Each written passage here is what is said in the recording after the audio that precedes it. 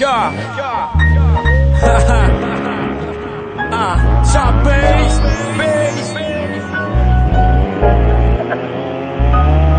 Akár egy filmre úgy emlékszem, kisgyerekként régen. Fogalmam sem volt az élet milyen nékenéken. Mégis néztem és láttam, szinte faltam minden dolgot, ami a járgányokról szólt, mert én attól voltam boldog. Szekereket szerkesztettem, mint a féle nebuló.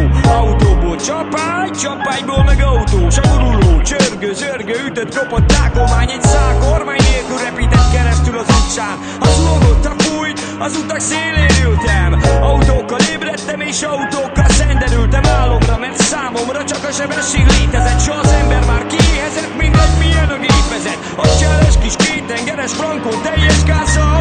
Szakadéknak hátszélben 2 perc alatt 100-zal. Száguldott a szellő szárnyas, bár a cél még távol. Cseppet sem érdekelt, hisz kárpótolt a sebesség mámor.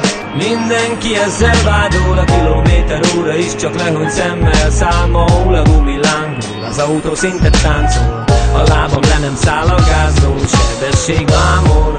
Mindenki ezzel vádol, a kilométer óra is csak lehunyt szemmel számol. A gumilángol, az autó szinte táncol, a lábam le nem száll a gázról.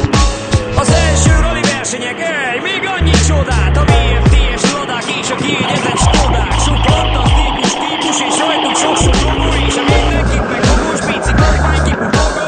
Hatalmas sár vagy a por, ami száll, számtalan tajték, zogék, sárkányt, ami csugattó áll. De mi csak fordítottuk mindent, mit a vezetésről tudtunk. Vissza 2 padló, vagy a nagy gáz, kis kuplung. A futamokon felbuzdulva, egyből irányom urva.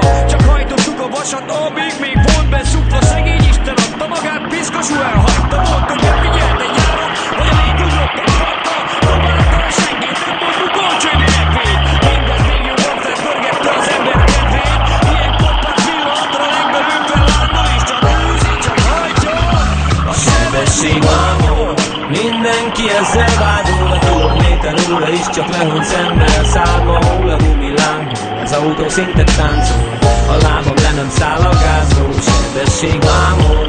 Mindenki ezzel vádol, a kilométer óra is csak lehunyt szemmel számol. A gumilángol, az autó szinte táncol,